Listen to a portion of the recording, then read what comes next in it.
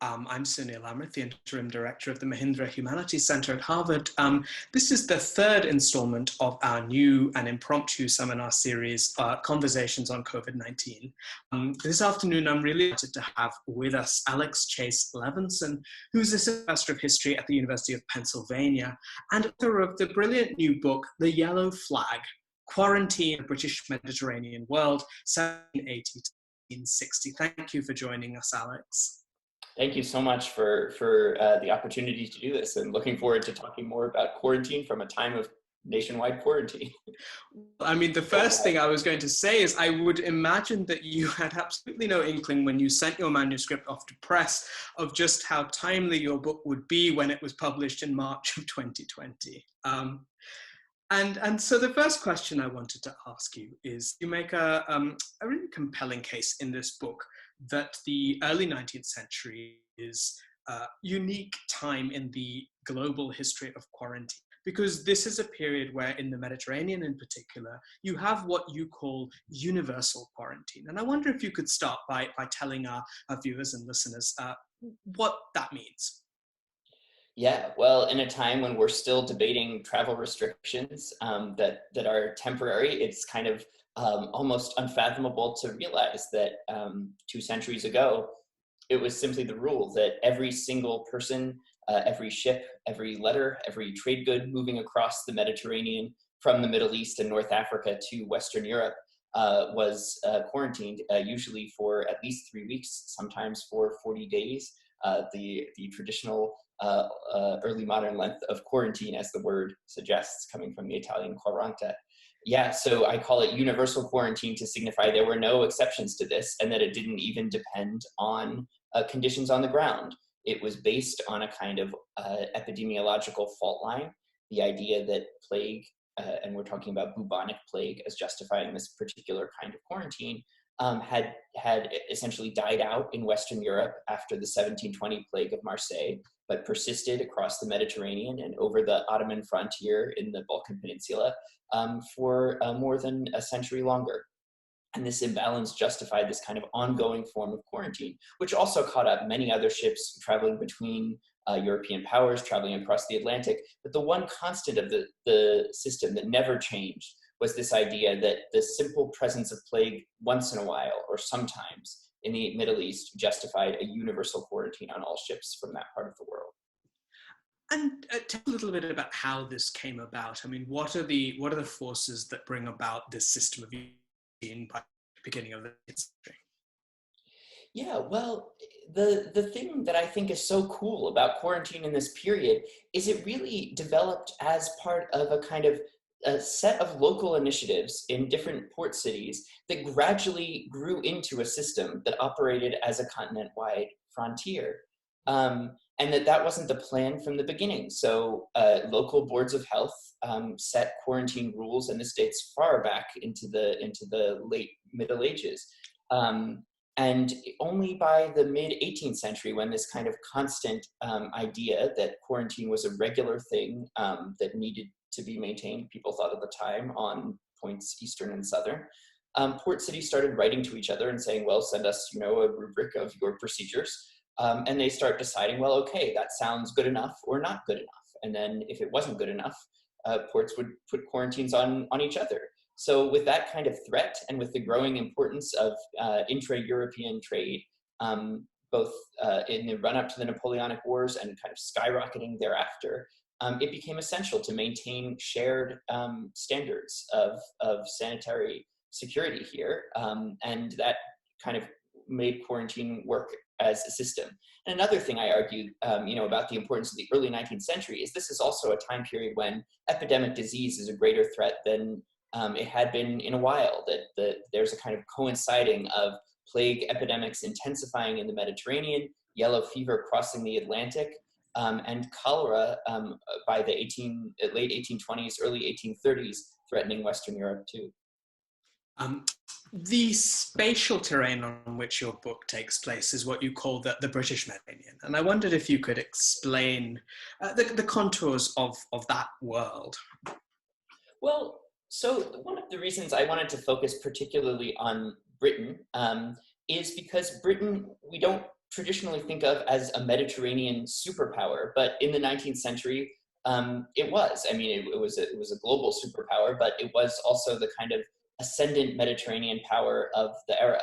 The British Empire in the Mediterranean looks small on a map, but in kind of forming an axis of islands and small nodes like Gibraltar, Malta, the Ionian Islands, in the period I'm talking about in the first half of the 19th century, the British were able to exercise outsized power. So one of the questions I'm interested in the book is, in what ways did the kind of emerging Mediterranean order of the post-Napoleonic age, with Britain as the ascendant power, fit into older patterns? And I think I try to show that it did, that the British, in ways we might not expect, did try to accommodate older traditions and kind of saw the imperative, saw the need to participate in this quarantine system.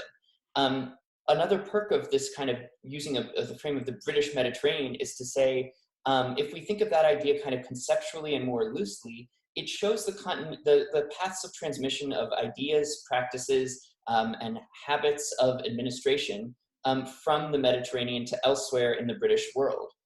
So I show this back to metropolitan Britain in terms of the way in which quarantine forms, I think, a crucial and neglected precedent for public health reform, which really takes off in the middle of the 19th century. And it also spread around the imperial world, where kind of counterintuitively and in ways that aren't even really retrospectively appropriate, plague fighting traditions developed in British colonies like Malta are transported to colonial India, well into the later 19th century. So, and in that sense, I think the work really sort of feeds into a broader movement in British imperial history that's been looking more at sort of lateral connections, not simply between London and particular colonies, but also in terms of the traffic of expertise, policies, and ideas. And I was definitely struck by, by the contribution you're making to that. One of the really interesting arguments you make in the book is about the relationship, somewhat counterintuitive relationship between quarantine and the birth of a global economy, quarantine and globalization. I wondered if you could talk about the relationship of those two things in your story. Well, there are different ways, I guess, that my research kind of sheds a unique perspective on globalization. One way is to think of the Mediterranean as a space that's kind of neglected in histories of the global economy of the 19th century. We think of it as a kind of place that had its heyday in the Renaissance, and the Ottoman Empire as a power that kind of had reached its greatest extent in the 16th century, and by the 19th century, it's forming a kind of comparative backwater. And I'm saying, well, in many ways, it's actually at the center of strategic calculations. And it's also a kind of entrepot of goods moving on much broader trajectories. So in a way, kind of the ability to join the world together is what excites strategists envisioning the Mediterranean. This is a place which can kind of be a linchpin in terms of global patterns of movement. And there are kind of delirious fantasies of how to do this long before the Suez Canal opened in the second half of the 19th century. So, quarantine's records turn up goods moving from all over the place. We can see how much was making its way into the Mediterranean, and actually as a kind of systematic practice that fostered international coordination, both in helping the system function and eventually taking it down in the late 1840s and 1850s. This forms a new way in which nations are working together in a scientific mode, and it's fostering this kind of transnational alignment that would in many ways be crucially important in global history in areas that are actually far beyond the history of sanitation and public health. So I do think quarantine is a kind of key piece in the development of the modern state and into thinking about transnational practices that operate kind of below the traditional wars and levels of high diplomacy and in an area that we might not look for it, but where transnational coordination was fundamental. Fantastic. Describe the physical space of the Lazaretto. I mean, how totalizing an institution was it? Was there any escape? Or what did these places look like? Well, lazarettos are really extraordinary places. There are a few of them that are still around as kind of ruins in some cases, repurposed buildings in others. I know in Philadelphia, the lazaretto that operated for some decades in the late 18th and early 19th centuries has been now repurposed in a way that saves the building, actually, which is great for town offices for a town on the outskirts of Philly. And that's cool. So these buildings are kind of part of the history of many cities, and it's wonderful to explore them. They were, in a way, sure, they're analogous to other kinds of total institutions like prisons. The idea being that every move you make in a lazaretto is regulated. If you were a passenger who had arrived on a ship, you're detained in a lazaretto, a quarantine station, told you will be here for about 21 days. If you so much as brush against the leg of a traveler from another party, or a dog from a group that arrived after you touches you, that's it. You're in quarantine for another 20 days, possibly. So you had to watch every move. You had to be neurotic about your health. There are lots of travel narratives of people spending times in lazarettos that said, oh, I had a headache this morning, and on hearing this, the lazaretto doctor became very suspicious. So it also inspired a kind of hypochondria. The fact is, though, if you were rich, a lazaretto could be quite comfortable. You could rent furniture, you could hire servants who would enter quarantine with you. And many people who wrote travel narratives, and travel narratives are obviously disproportionately written by very wealthy people, are kind of surprised at how congenial quarantine is. Benjamin Disraeli crowed about coming to understand politics from reading old newspapers while in quarantine in Malta. Lots of Disraeli himself and other authors talk about finishing novels. There's a painter who wrote a travel narrative who talks about touching up work. People got into quarantine routines, but the vast majority of people in lazarettos were much poorer and were crammed in corridors that are almost unimaginable. So and these people did not write travel narratives, but we can get at what their experiences must have been like through administrative records. And here, 8 people are put into a small closet-like room that's 4 by 5 feet or so in size. And imagining, okay, their quarantine also lasted 18 to 21 days, that would have been a totally different experience. And for everybody, the kind of fear of disease, the presence of diseases usually that weren't plague, but other kinds of diseases like typhus and typhoid, it's not a healthy place to be. And it was quite scary. So, definitely a place where you had to watch yourself. And the analogy to a prison was always there, certainly kind of something that threw off more genteel travelers who hated the idea that they had a taint of suspicion on them. You've already mentioned in our conversation so far, and you certainly make clear in the book that, above all, this is about the plague. More than epidemic disease in general, this is a plague. And I wonder if you could say a little bit about what it is about the plague that becomes such a sort of distinctive and unique source of epidemiological anxiety in the Mediterranean world. I think that's so interesting now, too, that we use the word plague to mean a bad epidemic disease of any kind, and also one particular epidemic disease. Plague is a disease that seems to be a kind of archetype for epidemics in general, and it certainly was the plague bacteria, Yersinia pestis, was at the heart of the most destructive epidemics humans have experienced, such as the Black Death. It's also a disease, though we kind of keep referring to it and think of it as a well-known historic disease, that is still very poorly understood. The way in which in the third plague pandemic, the most recent one that started in the 1890s, some parts of the world had some cases of plague that spread for a little while and killed maybe 100, 200 people. Some parts of the world, particularly China and India, had epidemics that killed millions of people. So how can it be that this disease spreads so fast among some places? It's hard to spread in others. How can it have killed so many people during the bubonic plague, during the Black Death in the 14th century, and then fewer in other epidemics? There's a lot we don't know. And I actually think that vagueness and the kind of flexibility it allowed in the 19th century enabled it to kind of stand in as a referent and a source of comparison for anything. It was a kind of open analog for other crises and diseases.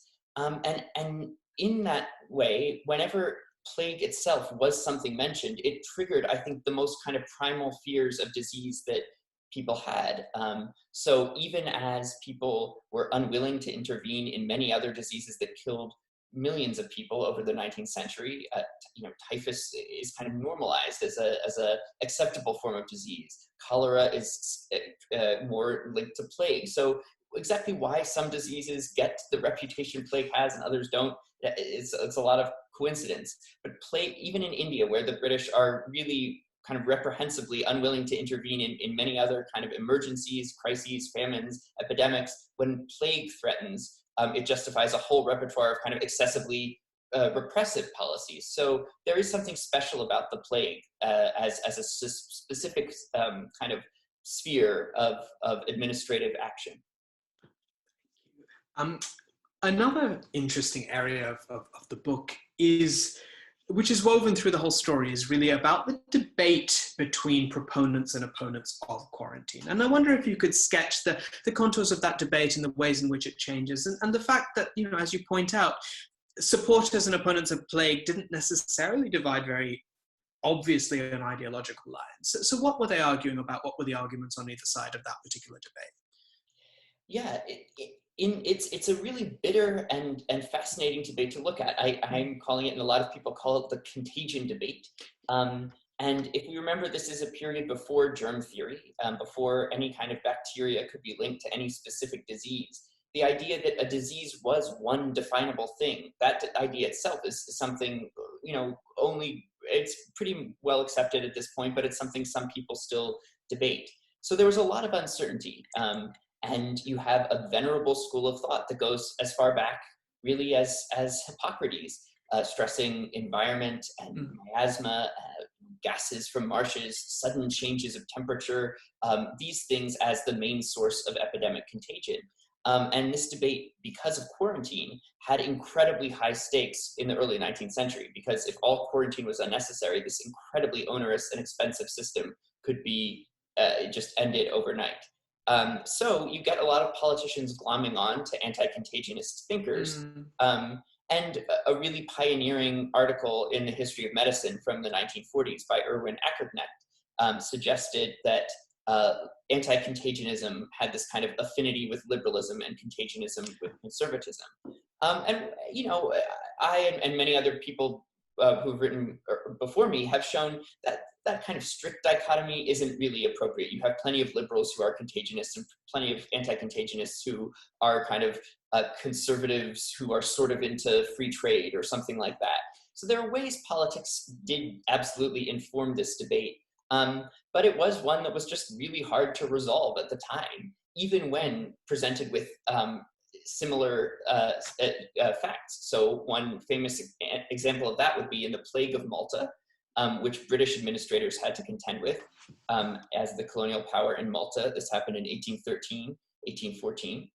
During that plague, the decisive event, which seemed to coincide with its end, was the forced removal of the entire population of Valletta, the capital city of Malta, to some plains, some fields in the middle of the island, and where they were told to essentially physically distance themselves from each other, stay in tents in separate family groups, and over time the epidemic went away. Well, contagionists kept writing tracts that said this is absolute definitive proof of the doctrine of contagion. When people are not close to each other, the plague was not spreading. Anti-contagionists said what we have is a population that moved from one locality, which was plague-stricken, to another, which was healthy, and the plague ended. So even that one piece of evidence could be interpreted in totally opposite ways. So I can't resist ending by bringing us to what we're all living through at this moment, and the ways in which I think your book really is very timely. I mean, you and I are both historians. I think we're both a little bit skeptical of sort of straightforward lessons from history.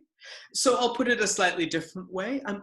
What do you think the arguments and the insights in your book that might, at some level, help to illuminate what it is that we are all living through? Well, I think one of the things that I show in my book that is applicable to the current moment, if not really a clear lesson, is that quarantine in this period, by having such a kind of universal standard, in a way was fairer than other forms of quarantine, which were much more targeted on specific races or immigrants from one place to another. The quarantine in this period mostly targeted Western Europeans coming who were either seasonal workers or diplomats or officials returning to the West. That's not to say it didn't leave an enduring association that has been problematic between the Middle East and the Ottoman Empire in particular, as a place in decline, where plague kind of filters into declinist discourse about the kind of problems the Ottoman state was experiencing in the 19th century. But all that said, a quarantine system that operates according to a clear routine, operates without a kind of interference from politicians applying it and saying, now it works, now it doesn't.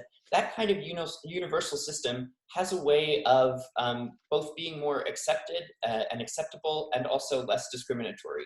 So the systematicness, I think, is a clearly crucial thing we always need to think about in when it comes to matters of public health.